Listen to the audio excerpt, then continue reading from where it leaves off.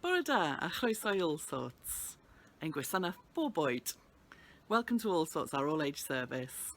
Do you remember last month we were looking at the story that the donkey told us of Jesus riding into Jerusalem, and everybody was waving those palm branches and celebrating him. People were praising him for all the miracles they'd seen him do. But Jesus was looking over the city and he wept over it because he knew what was ahead, and the people don't yet understand what's about to happen. Well, this month everything's about to change, and some people are definitely not celebrating Jesus anymore. In fact, they're scared and they're angry about how popular he has become. So we're continuing our story towards that point where Jesus is going to be killed on a cross. When we started All Sorts 5.5 years ago, we have in some ways been heading towards this point ever since, through every story that we have told. We've been looking for that thread through all the books of the Old Testament that leads to Jesus and leads to the one moment in history that changes everything. So, if you like, this is the chapter of the story that leads to that pinnacle moment. It is the quiet before the storm. It's the final couple of days before the day that changes the world forever. And what do we see? Is Jesus rallying an army? Is he riding at the head of crowds to storm the capital? No. Jesus is having supper with his friends. Well, 11 friends and one that has decided that he's not really Jesus's friend after all. Judas. His name has become linked with betrayal. There's not too many people calling their babies Judas after this man. I thought I'd check actually on, it's called mynamestats.com, to see how many Judases there are in America. Have a guess. Well, it's estimated that there are 190 Judases in the whole of the United States.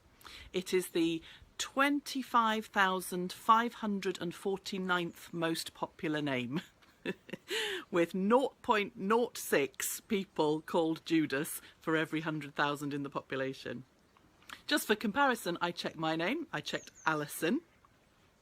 I have the 517th most popular name, with an estimated 104,418 Alisons in the US. There are 32.75 Alisons per 100,000 Americans.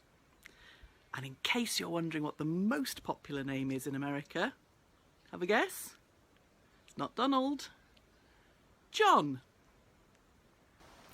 In today's story, we learn that Satan has picked out Judas as a means to carry out what he wants to happen.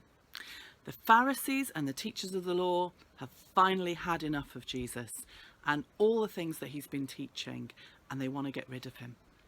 We're told that they were really afraid of what the people might do.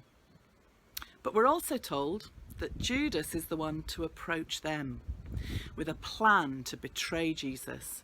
And they were delighted. Here was their opportunity.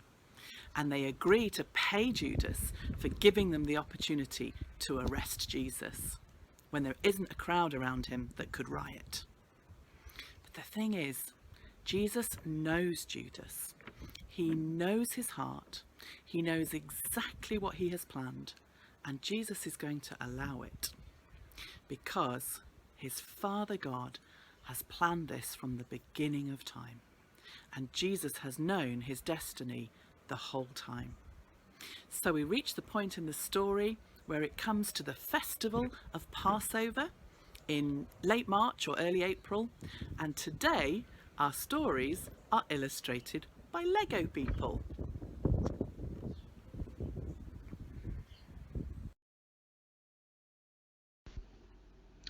The Last Supper.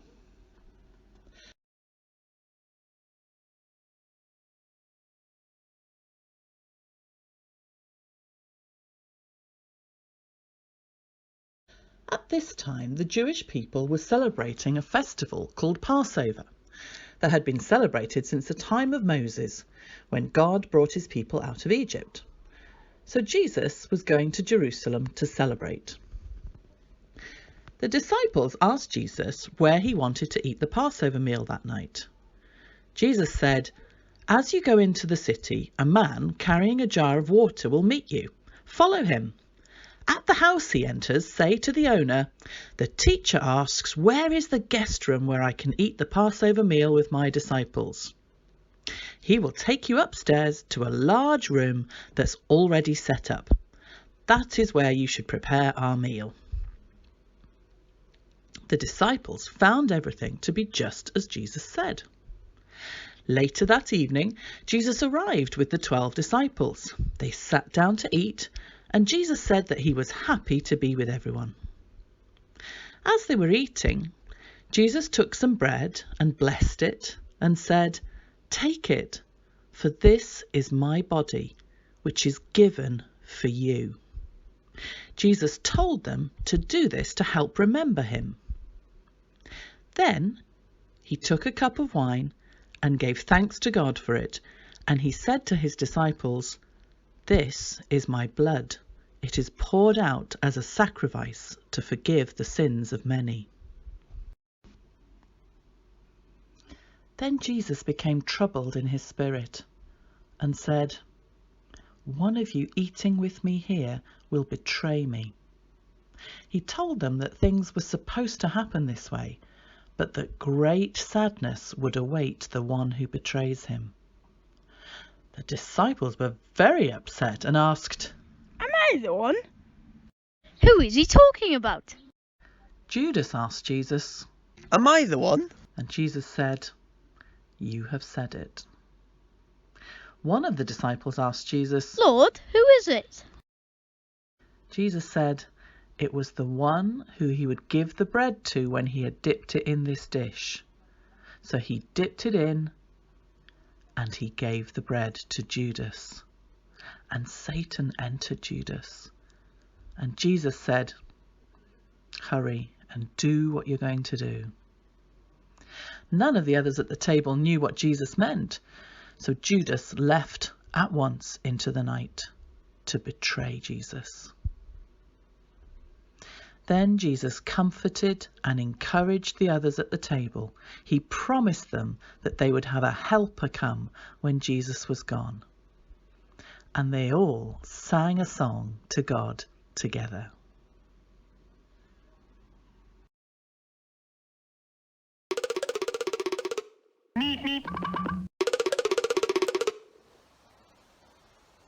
Now, some of you know that long before I started to teach the Bible, I started teaching back in 1996, and I still tutor now in biology. But one of my favourite sides to my job was actually mentoring and teaching and observing student teachers. I worked with them at Oxford University, helping to train new science teachers, and I would go and help them on the course in the university, but more importantly, I would train and help them in the classroom. And every job I've had, I've always observed student teachers and learned to look for what makes a good teacher and what makes a good lesson. So when I came back to this very familiar passage, this time I looked at it with a different perspective. When Jesus called himself teacher, the word stood out for me, and I thought, well, here is probably the greatest teacher ever. Let's look for evidence of that. And here's some of the things I spotted. Number one, as all good teachers, he has prepared beforehand, and he's even laid out his room and all the equipment ready. Number two, he gives very clear and detailed instructions. Number three, he begins with creating a positive atmosphere and making the disciples feel good about themselves. He tells them he's really pleased, he's eagerly been looking forward to having this supper with them. Number four, he starts with a practical demonstration, like all good science teachers do. He uses simple yet profound visual illustrations, the bread and the cup of wine. Easy to remember, easy to repeat. Number five, he takes some complex truths and he uses a really well understood practical analogy. Number 6, he promises them reward for their efforts. Number 7, he doesn't do anything, he doesn't ask them to do anything that he's not prepared to do himself. For example, washing stinky feet. Number 8, he offers them comfort and encouragement and reassurance in the bad news that he has to give them. And then number 9, right at the end, they end by singing a hymn or a psalm. And there's no better way to remember things than singing them. I bet that psalm was significant too. I really wonder what they sang. I wish we knew. It is fascinating reading all the gospel accounts of what happened that night as they focus on different things. I think it's an exercise that we as a church should all do sometime, put the different accounts of the Last Supper in front of us and side by side and really look at what happened. Let's watch another clip from the Lego film of the Easter story, when we're going to look at the Last Supper again, but more from the point of view of how the disciple John remembers the event.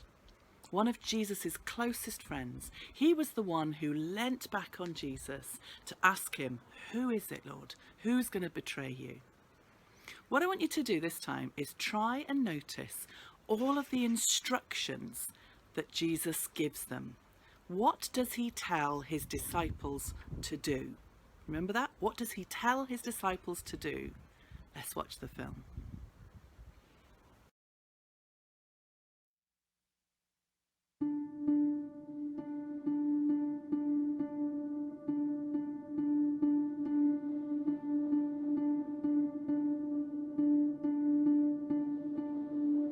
My friends, I have earnestly desired to eat this Passover with you before I suffer. For I tell you, I will not eat it again until it is fulfilled in the kingdom of God. This is my body, which is broken for you. This cup that is poured out for you is the new covenant in my blood. Do this in remembrance of me. But one of you, here at the table, is going to betray me. It isn't me. I would never do such a thing. Of course it's not you. You're so much greater than the rest of us, aren't you? Well, what if I am the greatest?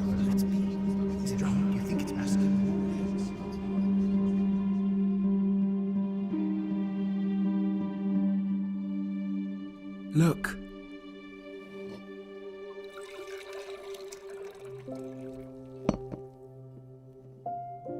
You do not realize now what I am doing.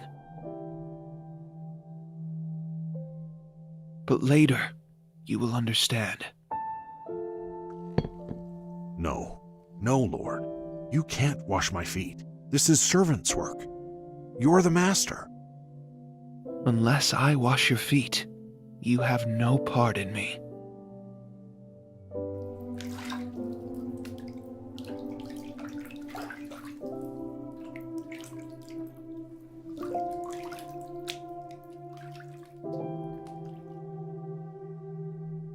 Judas.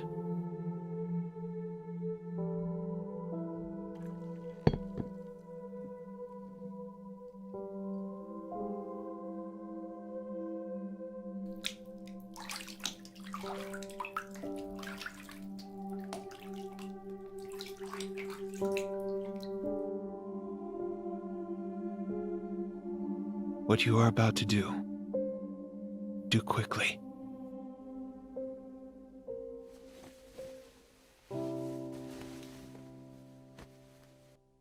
Do you understand what I've done for you?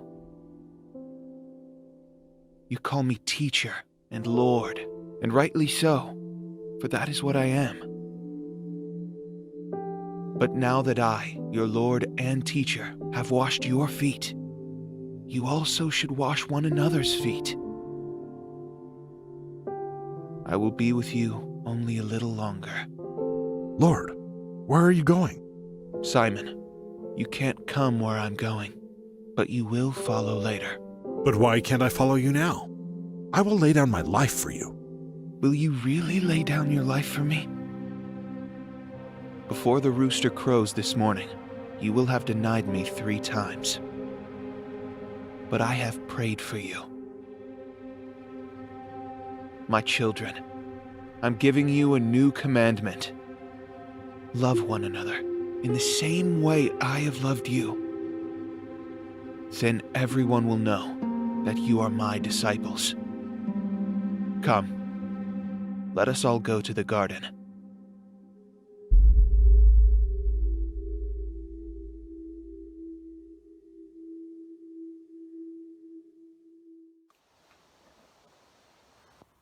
Dwi wedi'ch caru chi yn union fel mae'r tad wedi fy ngharu i. Arhoswch yn fy nghariad i.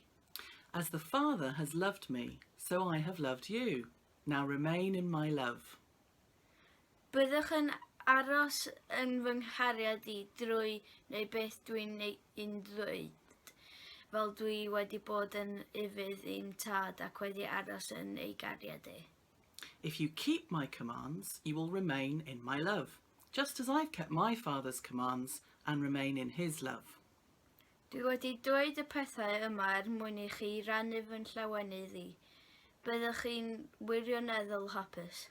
I have told you this, so that my joy may be in you, and that your joy may be complete. Dyma dwi'n ei orchymyn. Carwch eich gilydd fel dwi wedi'ch caru chi. My command is this: love each other as I have loved you. Y cariad mwyaf all unrhyw un ei ddangos ydy bod yn fodlon marw dros ei ffrindiau. Greater love has no man than this, to lay down one's life for one's friends. Dych chi'n amlwg yn ffrindiau i mi os gnewch chi beth dwi'n ddweud. You are my friends if you do what I command. Dwi ddim yn eich galw chi'n weision bellach. Dydy meistr ddim yn trafod ei fwriadau gyda'r gweision. Na, ffrindiau i mi ydych chi, achos dwi wedi rhannu gyda chi popeth mae'r tad wedi ei ddweud. I no longer call you servants, because a servant does not know his master's business. Instead, I have called you friends, for everything I learned from my Father I have made known to you. Dim chi ddewisiodd fi ddewisiodd chi. I chi fynd allan a byw bywydau ffrwythlon, hynny ydy, yn llawn o'r ffrwyth sy'n aros. Ac I chi gael beth bynnag ofynnwch chi'r tad amdano gyda fy awdurdod I. You did not choose me, but I chose you, and appointed you so that you might go and bear fruit, fruit that will last, and so that whatever you ask in my name, the Father will give you. Dyma dwi'n ei orchymyn, carwch eich gilydd. This is my command: love each other.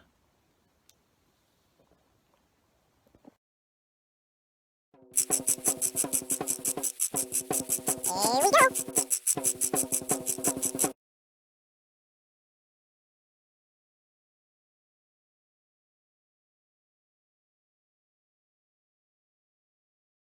Father, if it is possible, let this cup of suffering be taken from me. My heart is greatly troubled. Give me strength, Father, to endure. Abba, you are my refuge.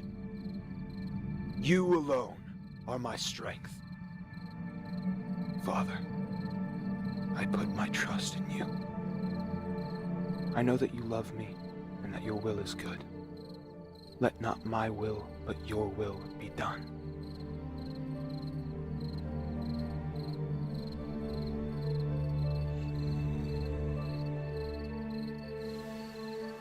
Peter, are you still sleeping?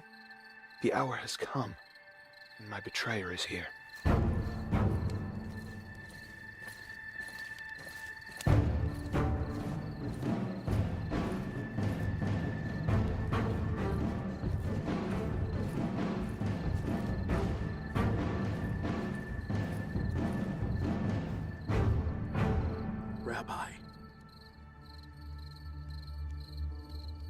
Judas, is that how you betray me? With a kiss? Am I leading a rebellion that you come against me with swords and clubs? Every day I was with you in the temple courts, yet you did not arrest me. But this is the hour when darkness reigns. Take him away.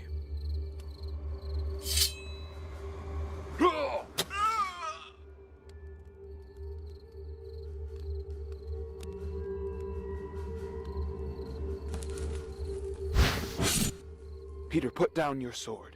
Shall I not drink the cup the Father has given me? Those who live by the sword will die by the sword.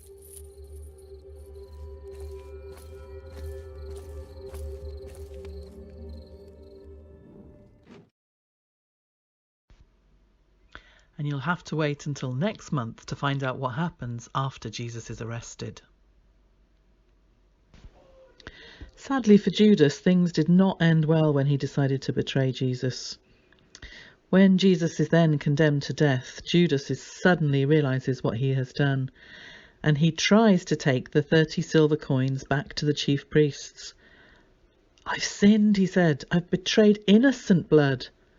"Well, what's that to us?" they replied. "That's your responsibility." So Judas threw the money into the temple and left. And then he went away and he hanged himself.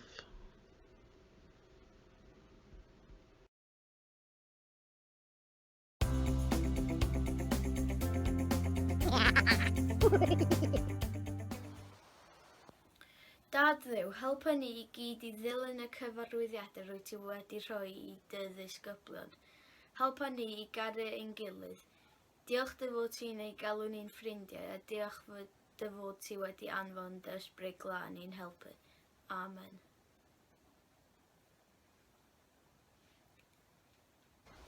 Thanks for joining us again today. Maybe later today or round your dinner table you could carry on discussing what instructions Jesus left us as his disciples. So then next week we're back to our normal programme in Acts, but next month's All Sorts we will be reaching the point where Jesus is crucified, that day that changed everything. So we'll see you then. Bye.